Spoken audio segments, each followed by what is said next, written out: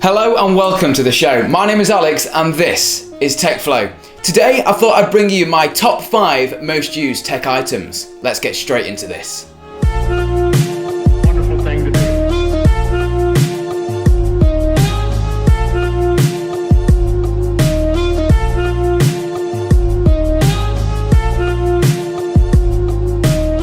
Now, first on the list, we've got Gatekeeper. Now, when Gatekeeper actually sent this out to me, I thought this is just gonna be silly. It's not gonna work, and it's a really silly idea, but I use it every single day, like literally every day. Then pretty much what happens is whenever you walk away from your computer and take your keys with you, or this little device, it will automatically lock your computer, and when you come back near your computer, it will unlock your computer for you. Now this is like really cool from a security standpoint if you have got like important documents on your computer, but I just find it really funny that every time I walk into my room, my computer just automatically unlocks. And I pretty much live at my computer, so this is now in my top 5 most used tech items. Let's move on to number 4. Recently, I was invited down to a YouTube event to talk about my success in YouTube, as stupid as that sounds, but to say thank you, they gave me a Google Chromecast. Now this is the 2015 edition, and I just really wasn't expecting to get this, and I really was never ever gonna buy a Chromecast because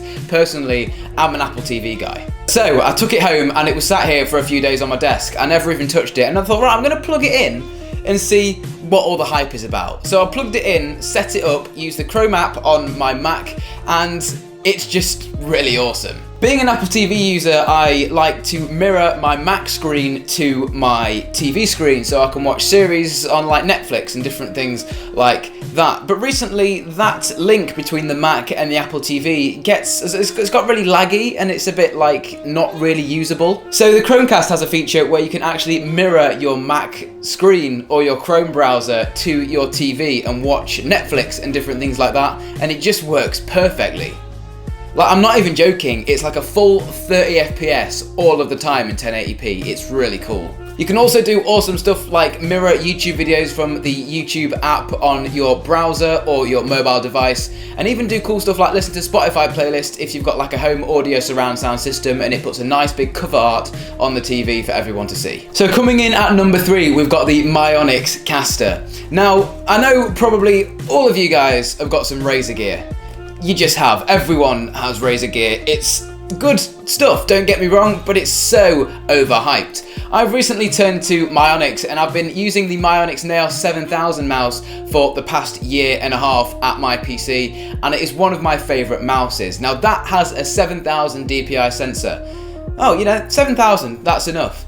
This has got 10,000 DPI.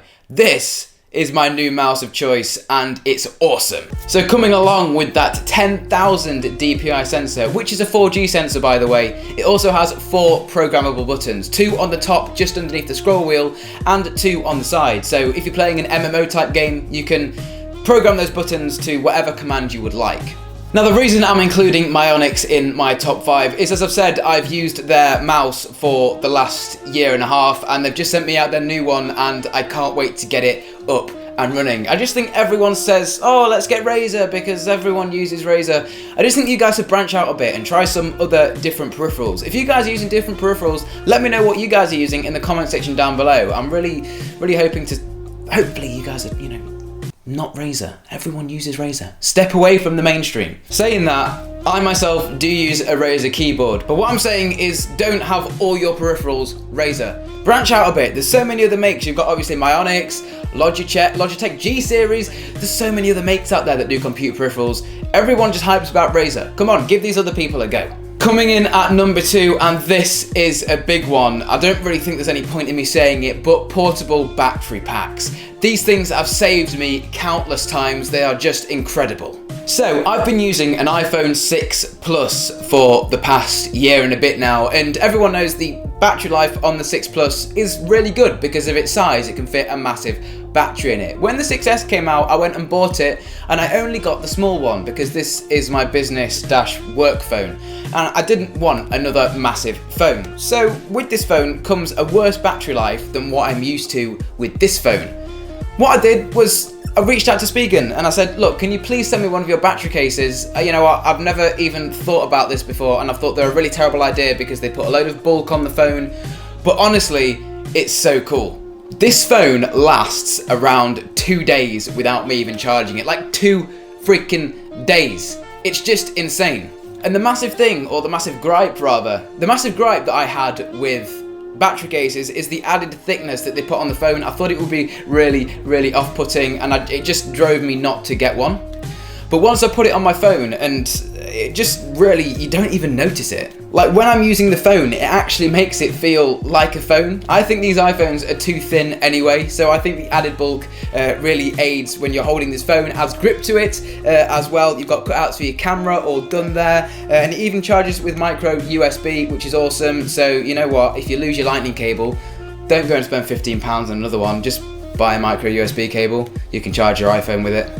Pretty much all you do when you're running out of power is you hold the button on the back, it'll tell you the battery percentage of the case and start charging your phone. Now it's a smart battery as well, so when your battery on your phone gets to 100%, it will turn off the charging to the case and you're all good to go and set for the day. These things are awesome, and I really didn't think they were, but I've used one now and I'm telling you guys, they're worth it.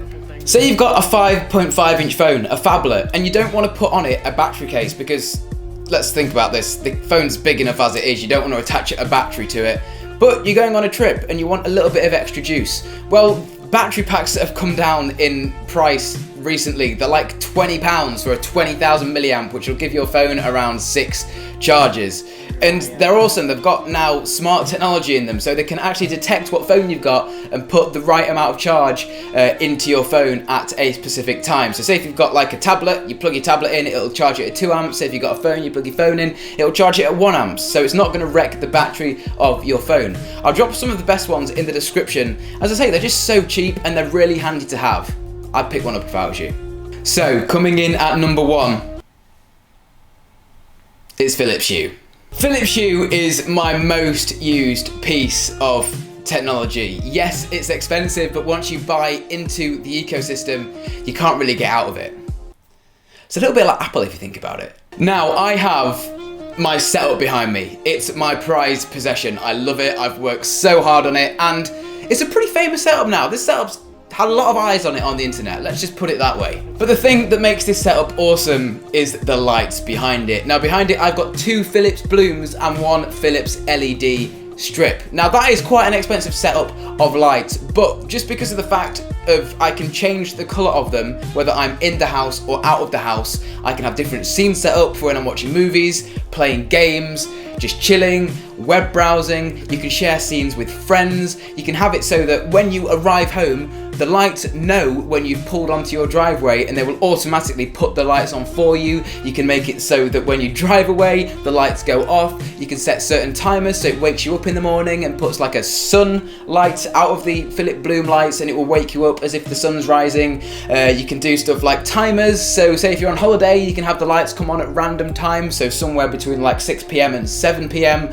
so burglars don't just say, oh look, the lights came on at exactly the same time as they did last night. Coincidence? I think not!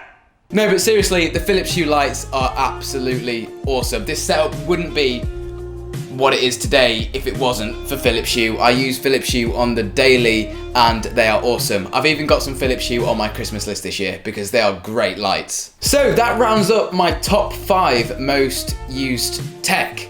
I've got some really cool items in there, guys, and I think you guys should go and buy them too because there's some pretty cool stuff in there that I use a lot. And the weird thing is, the items that before I bought them, I wouldn't think I would use them. Like for example, that thing that locks your computer, Gatekeeper.